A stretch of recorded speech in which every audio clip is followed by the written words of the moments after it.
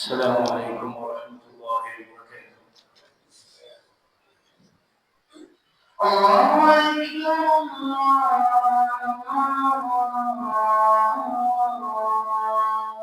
أكبر.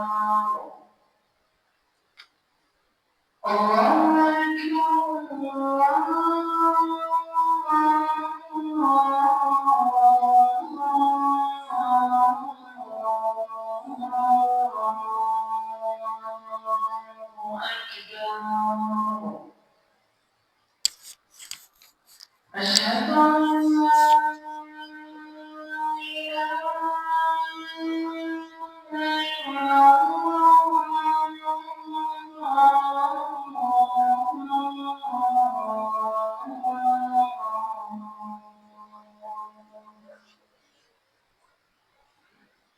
أشهد أن لا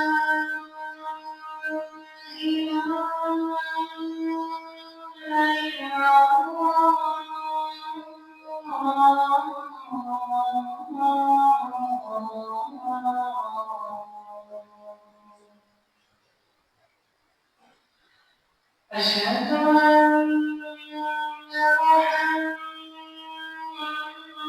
محمدًا رسول الله.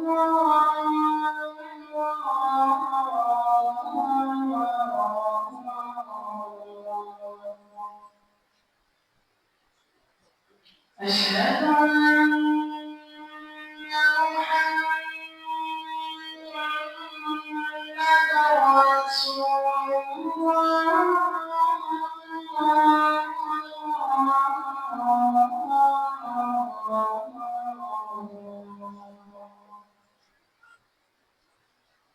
حي على الصلاة.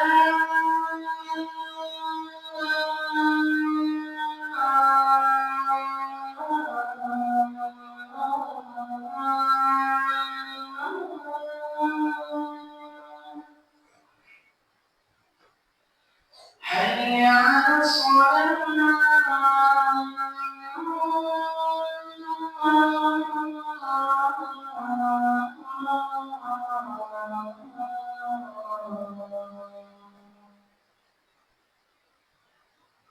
حي على الفلاح.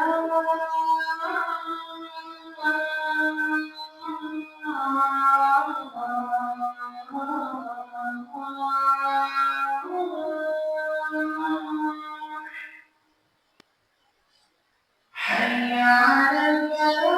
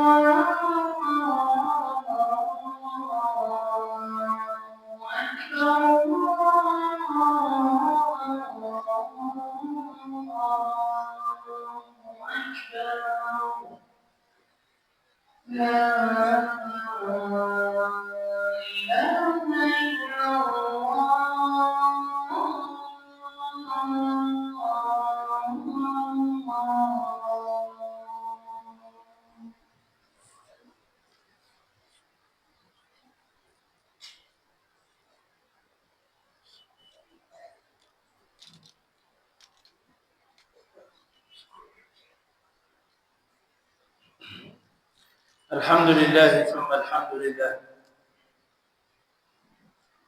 الحمد لله رب العالمين. الحمد لله حمدا يوافي نعمه ويكافئ مزيده. سبحانه سبحانه، له الحمد كما ينبغي لجلال وجهه ولعظيم سلطانه. لا نحصي ثناء عليه هو كما أثنى على نفسه. نحمده ونستعين به ونستهديه ونسترضيه ونستغفره ونتوب إليه، ونؤمن به ونتوكل عليه، ونعوذ به من شرور أنفسنا ومن سيئات أعمالنا. ونسأله تبارك وتعالى أن يبرم لهذه الأمة أمر خير ورشد. ونشهد أن لا إله إلا الله وحده لا شريك له، له الملك وله الحمد، يحيي ويميت وهو على كل شيء قدير. من لي سواك إله الخلق يهديني، وفي رحاب الهدى والنور يبقيني. يا واهب العفو، يا واهب العفو، هب لي منك مغفرة إلى جنابك يا مولاي تدنيني. الذنب عندي يا رباه يقتلني، والعفو عندك يا الله يحييني. وأشهد أن سيدنا ونبينا وحبيبنا وقرة أعيننا وتاج رؤوسنا ومعلمنا وهادينا ومخرجنا من الظلمات إلى النور محمدا، عبد الله ورسوله وصفيه من خلقه وحبيبه وخليله، بلغ الرسالة وأدى الأمانة ونصح الأمة وكشف الغمة، وجاهد في الله حق جهاده حتى أتاه اليقين. سيدي يا رسول الله، كيف ترقى رقيك الأنبياء يا سماء ما طاولتها سماء، لم يساووك في علاك وقد حال سنا منك دونهم وسناء. أنت مصباح كل فضل فما تصدر إلا عن ضوئك الأضواء. اللهم صل وسلم وزد وبارك عليه وعلى آله وأصحابه وكل من اهتدى بهديه واستضاء بنوره، صلاة وسلاما دائمين متلازمين إلى يوم الدين.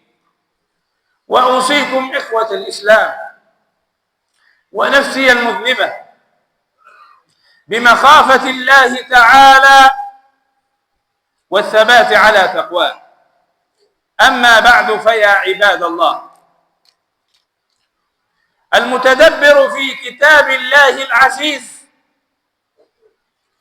وفي أول آيات نزلت من هذا الكتاب يجد مولانا تبارك وتعالى حين أمر نبيه ومن بعده كل فرد من هذه الأمة، حين أمر نبيه بالقراءة أمره مرتين.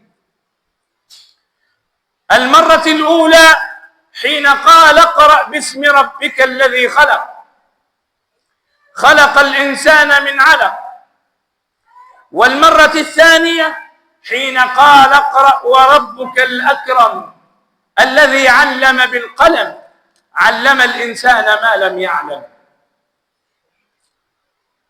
وينبغي أن تتدبر أيها الأخ المسلم، لماذا كرر الله الأمر بالقراءة مرتين؟ وماذا يريد الله أن يقول لنا في هذا التكرار؟ ولتعلم أن التكرار في كتاب الله ليس عبثا، وإنما كل كلمة بل كل حرف جاء مكررا في كتاب الله تبارك وتعالى له غرض ويقصد منه معنى يريد الله عز وجل منك أن تفهمه. عباد الله، الأمر الأول الذي قال فيه الله تبارك وتعالى اقرأ باسم ربك الذي خلق، نجده بعد ذلك الأمر قال خلق الإنسان من علق. ونفهم من هذا أن الله يريد منا القراءة في كتابه المنظور، القراءة في هذا الكون، والنظر فيه، والتدبر فيه، ومعرفة قدرة مولانا تبارك وتعالى، وكيف أنه إله قادر حكيم عليم. ولله كتابان: كتابه المنظور يعني الذي تراه بعينيك، وهو الكون بما فيه من مظاهر تثبت قدرة الله تبارك وتعالى، وكتابه المسطور الذي هو القرآن الكريم. كتاب الله المنظور لا يقل أهمية عن كتابه المسطور، لأنهما الكتابان يوصلان إلى شيء واحد، وهو معرفة الله والإقرار له بالوحدانية، والإقرار له بأنه المستحق للعبادة. وإذا أتيت تنظر في كتاب الله المنظور فينبغي أن تنظر بإيمان، ينبغي أن تنظر بإيمان وبحرص على أن يكون كتاب الله المنظور وهو الكون كونا عامرا خاليا من الفساد والإفساد. فالبيئة التي حولنا والتي نعيش فيها هي الحاضنة لنا، وهي كالأم، بل هي الأم الثانية. إذا كانت أمك هي التي ولدتك وربتك فبيئتك هي أمك الثانية. البيئة التي تعيش فيها والتي ينبغي أن تحرص على نظافتها من كل شيء يدنسها. ونتكلم هنا ليس عن النظافة الحسية فقط، أو ليس عن النظافة المادية فقط. النظافة المادية مطلوبة وأرشد إليها الإسلام وأرشد إليها هدي سيدنا رسول الله كثيرا، من مثل قوله إماطة الأذى عن الطريق صدقة، ومن مثل قوله الإيمان 67 أو 70 شعبة، أعلاها قول لا إله إلا الله وأدناها إماطة الأذى عن الطريق. ومن مثل قوله في الحث على الزراعة وعلى أن تكون الزراعة حاميا لهذه البيئة، وعلى أن يكون الإنسان وهو يزرع ينوي بذلك ابتغاء وجه الله، فيأخذ مع الحصاد الذي يأخذه من ثمرات يأخذ حسنات كثيرة. ما من مسلم يغرس غرسا أو يزرع زرعا فيأكل منه طير أو إنسان أو حيوان إلا كان له به صدقة، أو كما قال صلى الله عليه وسلم.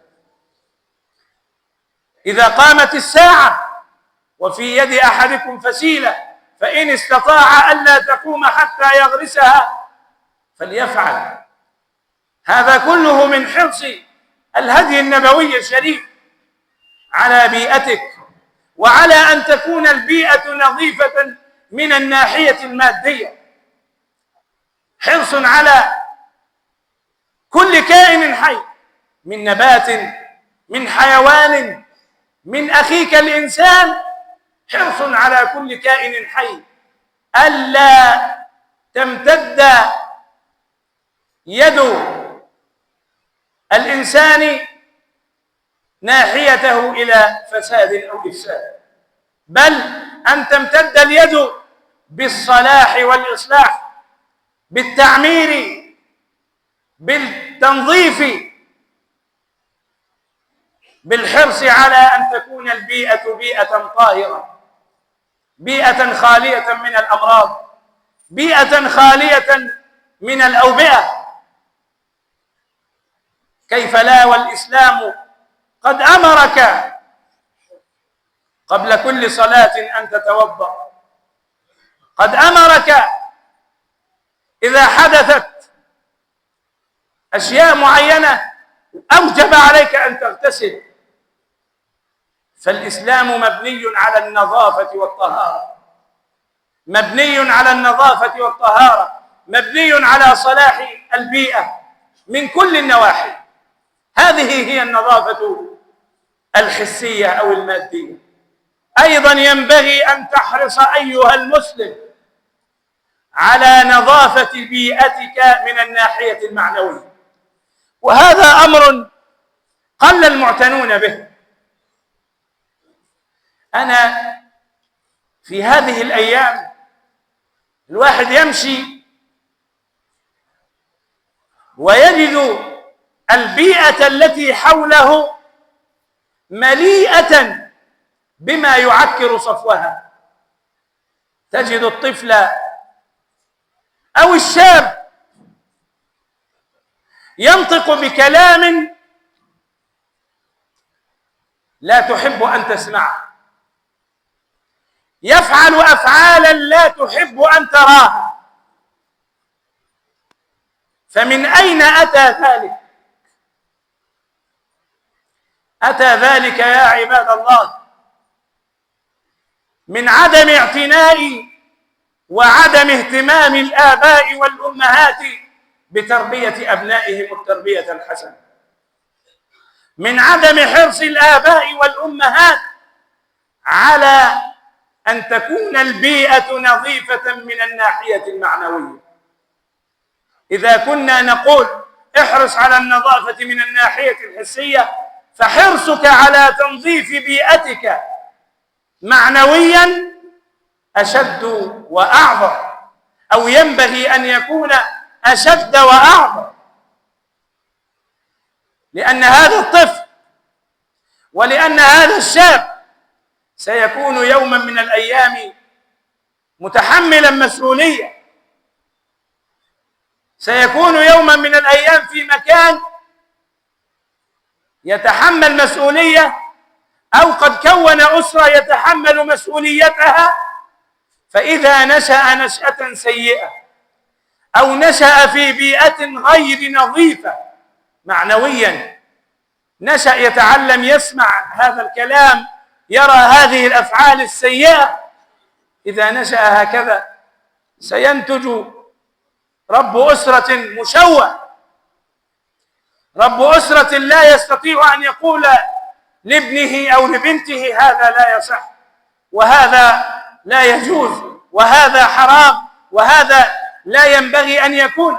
ستجد هذا الإنسان الذي كان طفلا يقول أو يسمع أو يرى هذه الأفعال السيئة، ستجده قد نشأ وكبر وقد رأى هذه الأفعال والكل يسكت عليها، أو رأى هذه الأقوال والكل يسمعها دون أن يعلق، والكل يسمعها والأب يسمعها دون أن يقول لابنه لا يصح هذا.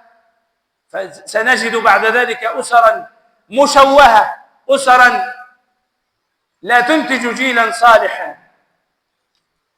فلنحرص جميعا على أن تكون بيئتنا صالحة من الجهتين، من الجهة المادية، وقد قلت إن الإسلام قد بني على النظافة وبني على الطهارة، وأول أبواب أحكام الشريعة الإسلامية في كل كتب الفقه هو باب الطهارة.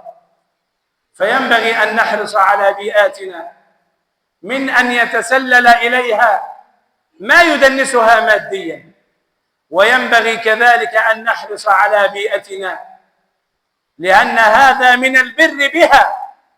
قلت لك بيئتك هي أمك الثانية، فينبغي أن تكون بارا بها، ينبغي أن تحرص على نظافة بيئتك معنويا. وأن تعلم ولدك وبنتك ألا يقول إلا خيرا، وألا يفعل إلا فعلا حسنا.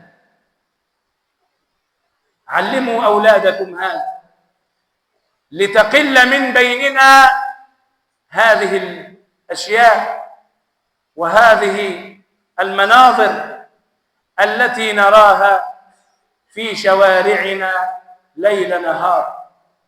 ينبغي أن توجهوا أبناءكم ولا يشغلكم أو لا يحتج الأب بأنه يسعى لطلب الرزق وهو مشغول طول اليوم، وهو لا يقابل ولده أو لا يقابل بنته. ينبغي ألا تحتج بهذا، فأنت مسؤول عنهم أمام الله. كلكم راع وكلكم مسؤول عن رعيته. أنت مسؤول عن أولادك أمام الله، إن صلحوا أو إذا صلحوا فلك الأجر الجزيل، وإذا فسدوا ففسادهم سيكون وبالا على بيئتهم، وأنت أيضا سيلحقك عقاب عظيم من الله تبارك وتعالى. فاحرص على أن تربي أولادك وبناتك في بيئة صالحة، في بيئة لا يقال فيها إلا الكلام الجميل، لا يسمع فيها إلا الكلام الجميل، لا يفعل فيها إلا الأفعال التي ترضي الله تبارك وتعالى، لا يلبس فيها إلا الملابس التي يرضى عنها الله تبارك وتعالى.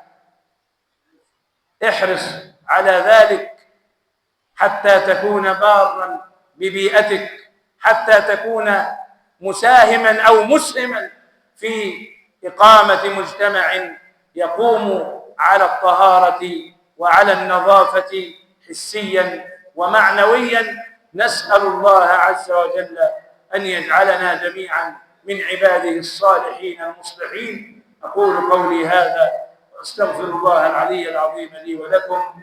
ادعوا الله وأنتم موقنون بالإجابة.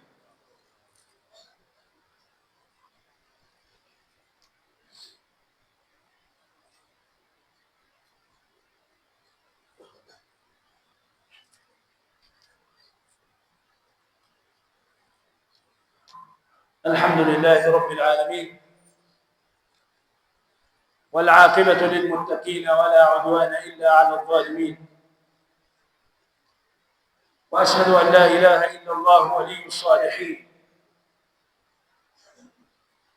وأشهد أن سيدنا ونبينا محمدا عبده ورسوله سيد المرسلين وقائد الغر المحجلين والصادق الوعد الأمين.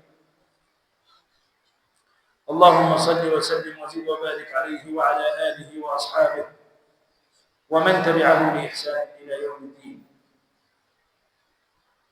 يا رب إن ذنوبي في الورى عظمت، وليس لي أمل في الحشر ينجيني، وقد أتيتك بالتوحيد يصحبه حب النبي وهذا القدر يكفيني. يا من لطفت بحالي قبل تكويني، لا تجعل النار يوم الحشر تكويني. أما بعد، فإن الأطفال هم زهرة المجتمعات، وهم من ينبغي العناية بهم في جانب النشأة وفي جانب التربية وفي جانب تجهيز جيل تنتقل إليه المسؤولية. فالمسؤولية لا تقف عند أحد، أتت إليك اليوم وستتركك غدا وتذهب إلى من جاء بعدك. فينبغي ونحن نربي أطفالنا أن نلتزم الهدي النبوي الشريف. فالنبي صلى الله عليه وسلم في معاملته للأطفال لم يكن إلا رفيقا رقيقا محبا كيف لا؟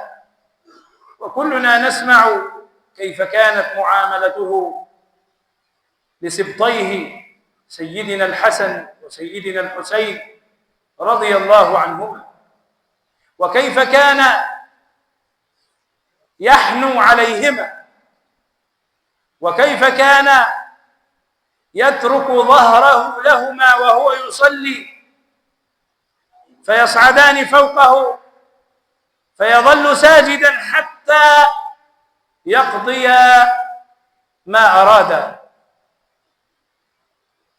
وكيف كان يخطب الجمعة ذات يوم فرأى سبطيه الحسن والحسين رضي الله عنهما وهما يدخلان ويمشيان يتعثران في ثوبيهما، يعني ماشيين والثياب يعني طويلة شوية فبيقعوا وهم ماشيين، يمشي ويقعوا. فنزل صلى الله عليه وسلم من على منبره فحملهما ثم رجع ووقف على المنبر وقال: صدق الله، إنما أموالكم وأولادكم فتنة.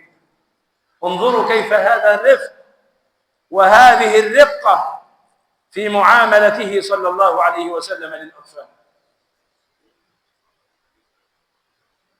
وده في المسجد. احنا بنتكلم بقى عشان برضه يعني ايه ننبه، يعني سيدنا الحسن وسيدنا الحسين كان في المسجد وهو يصلي وهو يخطب الجمعة، وكان رفيقا بهما ولا يرفع صوته ولا يعني ينهرهما. وهكذا ينبغي أن نكون مع أطفالنا.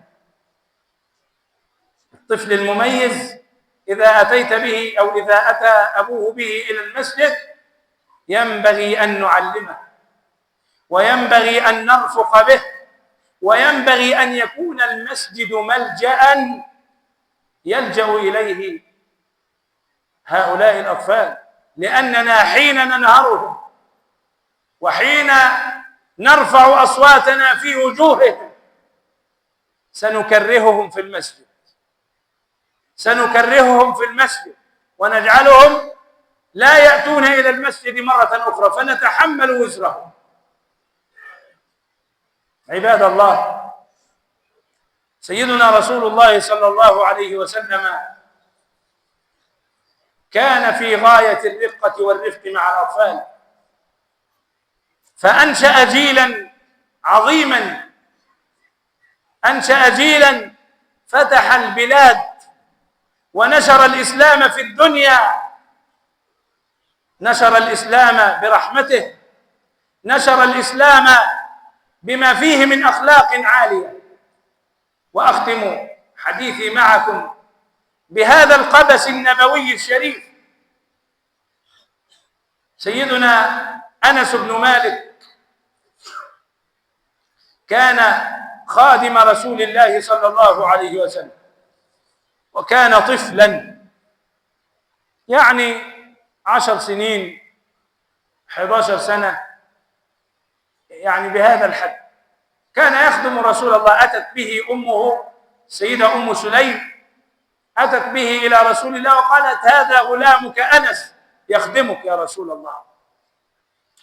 فقال أنس بن مالك: خدمت النبي صلى الله عليه وسلم 10 سنين، يعني السنين اللي قعدها في المدينة. سيدنا النبي صلى الله عليه وسلم مكث في المدينة كم سنة؟ 10 سنين، وانتقل إلى الرفيق الأعلى في أول سنة 11 هجرية. فسيدنا أنس من أول ما جه سيدنا النبي صلى الله عليه وسلم وهو معه. خدمت النبي صلى الله عليه وسلم 10 سنين وهو طفل. فشوفوا بقى النبي كان بيتعامل معاه ازاي. قال ايه بقى سيدنا أنس؟ قال: فما قال لي أف قط. شوف، ما قال لي أف قط أبدا نهائي، لم يقل له. وأف دي أقل كلمة تدل على التضجر، أقل كلمة. ولذلك ربنا لما اتكلم عن الوالدين وبرهما قال: فلا تقل لهما إيه؟ فلا تقل لهما أف. أقل كلمة تدل على التضجر. فقال: فما قال لي أف قط. وشوفوا بقى الأعلى: وما قال لي لشيء صنعته لم صنعته ولا لشيء لم أصنعه لم لم تصنعه. كانش بيسألني عن حاجة، كانش بيسألني عن شيء أنا عملته يمكن أكون أخطأت فيه، كانش بيسألني سؤال المتضجر أو سؤال الشديد العتاب، لا، كان يعني لو سأله كان يسأله بطريقة رفيقة أو يسأله بطريقة غير مباشرة. فانظروا إلى هذا الرفق وإلى هذه الرفقة. كان لسيدنا أنس أخ صغير، طفل صغير اسمه أبو عمير.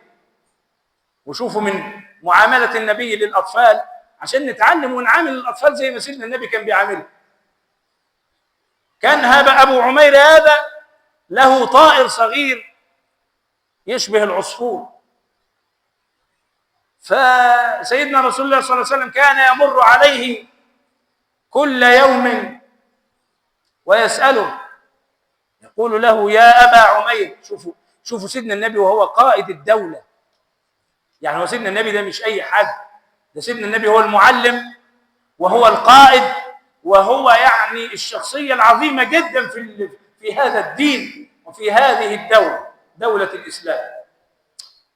سيدنا النبي صلى الله عليه وسلم كان شوفوا يعني لا يتميز أو لا يميز نفسه عن أحد مع الأطفال حتى. فيمر عليه ذات يوم يقول له: يا أبا عمير، ما فعل النغير؟ إيه أخبار العصفور بتاعك؟ طمني على العصفور بتاعك. شوف بيسأل على إيه؟ حاجة ممكن تظنها أنت إيه قليلة، بس دي بتجبر خاطر الإيه؟ الطفل، بتجبر خاطر. ده سيدنا النبي صلى الله عليه وسلم ده يعني حد عظيم قوي مهتم بيا. فالطفل يعني لما يلاقي كده حد عظيم قوي مهتم بيه فيفرح، يحس ان هو ايه له قيمه وله قدر في هذا المجتمع. فما بالك بقى وانت ابوه او وانت امه سيدنا النبي صلى الله عليه وسلم يساله كل يوم كده، او في ايام كثيره يمر: يا ابا عمير، ما فعل النغير؟ فوجده يوما حزينا فجاء اليه وساله: ما فعل النغير يا ابا عمير؟ ايه اخبار العصفور الصغير بتاعك؟ فاخبره الطفل هذا، اخبره ان العصفور قد مات. فواساه رسول الله صلى الله عليه وسلم.